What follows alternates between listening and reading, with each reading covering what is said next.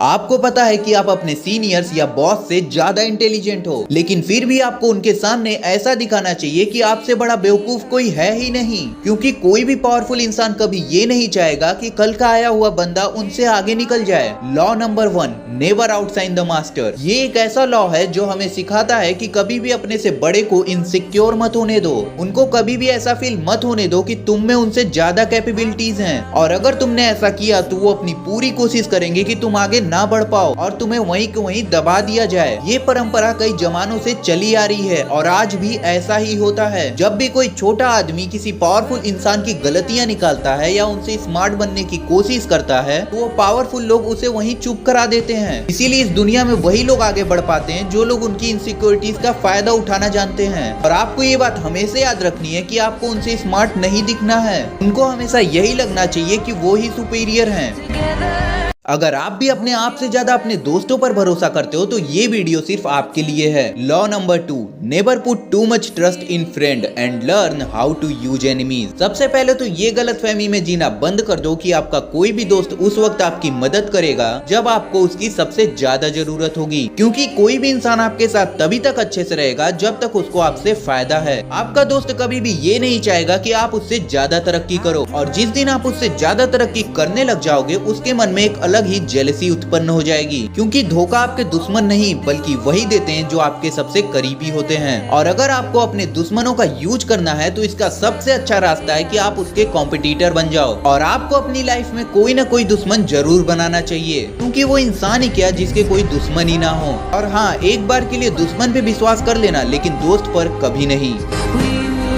सामने वाले को कभी भी ये मत पता चलने दो कि आखिर आपका असली इरादा क्या है। उनको ये भनक भी मत लगने दो कि तुम क्या कर सकते हो, क्योंकि कोई भी इंसान उस हमले से नहीं बच सकता जो कि उसे पता ही नहीं है कहां से होने वाला है। ये है law number 3, conceal your intention. Human nature की एक रियलिटी है कि अगर कोई इंसान कुछ दिन आपसे अच्छे से बात कर ले या फिर आपको थोड़ा सा काइंडनेस दिखा दे तो आप उसे अपने सारे सीक्रेट्स बताने लग जाते हो, ये सोचकर कि वो ये सब बातें सिर्फ हम दोनों तक रखेगा। लेकिन आप जाने अनजाने में ही खुद के पैर पर कुल्हाड़ी मार लेते हो, क्योंकि इसके पूरे चांस हैं कि वो इंसान किसी न किसी दिन आपके सीक्रेट्स आपकी वीकनेस की तरह यूज करेगा। इसीलिए लोगों को अपने गोल्स बताना बंद कर दो, क्योंकि अगर आप अपने गोल्स को अचीव करने में फेल हो गए तो लोग आपका मजाक ही उड़ाएंगे। और अपने जुबान पर कंट्रोल रखना सीखो, उतना ही बताओ जितने में आपका फायदा है।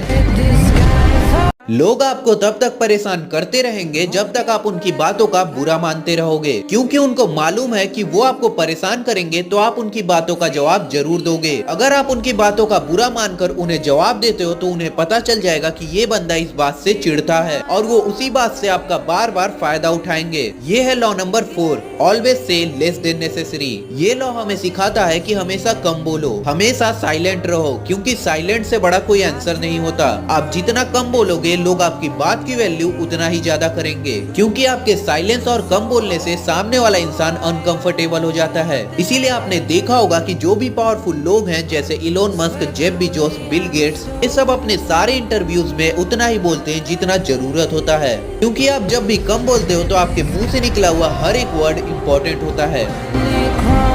इस बेरहम दुनिया में उसी का बोलबाला चलता है जिसके पास पावर और रेपुटेशन होता है। उस इंसान को तो कुत्ता भी नहीं पूछता जिसकी कोई इज्जत ना हो। ये है law number 5, so much depend on reputation, guard it with your life. इसका मतलब है कि इस पावर की दुनिया में अगर कोई चीज आपकी जिंदगी से भी ज्यादा इंपॉर्टेंट है तो वो है आपका रेपुटेशन। ये चीज आपकी जिंदगी बना भी सकती है और एकदम से बर्बाद भी कर सकती है। इसीलिए आपने देखा होगा कि उस इंसान का काम सबसे पहले कर दिया जाता है जिसके पास नाम होता है, और आप वहीं के वहीं लाइन में खड़े रह जाते हो। इसका सबसे अच्छा एग्जांपल आप अपने दादाजी या पिताजी को ले सकते हो। आपको पता होगा कि आपके एरिया या गांव में आपको लोग उन्हीं के नाम से जानते हैं। इसीलिए आपके पिताजी आपको हमेशा समझाते हैं कि कभी भी कोई गलत काम मत करना, क्योंकि उनको मालूम है कि उनके बाप दादा ने इतने सालों से जो रेपुटेशन बनाई है, अगर वो एक बार गिर गई तो फिर से उसे बनाना बहुत मुश्किल है। इसीलिए खुद गिर जाओ लेकिन कभी अपने रेपुटेशन को मत गिरने दो।